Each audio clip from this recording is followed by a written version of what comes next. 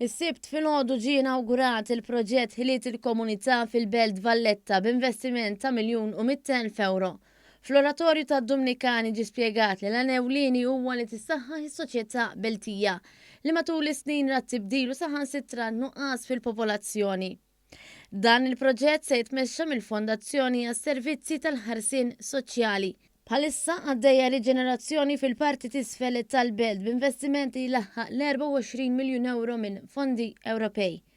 Iżda, apparti riġenerazzjoni fil-bini, permezz dan il-proġett se ssir ukoll riġenerazzjoni soċjali li b'mod holistiku tindirizza l-isfidi tal-komunità fil-kapitali fosthom dwar it-trobbija tal-ulied, l-edukazzjoni u għarfien finanzjarju. Denise Farrugia li qed tmexxi il-proġett tenniet kif permezz tal-ħidma diretta li qed issir mill-komunità mistennija tissaħħaħ l-identità Beltija. Barra minn hekk permezz ta' ħaddiema fil-komunità u mentors soċjali, il-familji Beltin se jkollhom aċċess għas-servizzi b'mod individwali.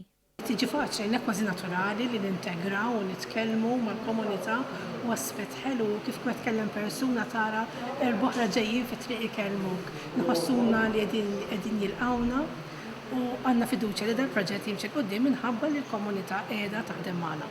Is-Segretarju Parlamentari għal Fondi Ewropej Stefan Zrinjzo-Azzopardi tenna li dan il-proġett huwa eżempju ċar ta' proġett li poġġa lin-nies fiċ-ċentru ta' riġenerazzjoni.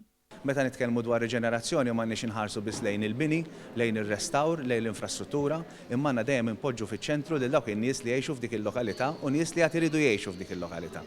Il-kap eżekuttiv tal-FSWS Alfred Grixti tenna li dan il-proġett huwa bżonjuż biex il-Beltin jibqgħu jgħixu fil-belt.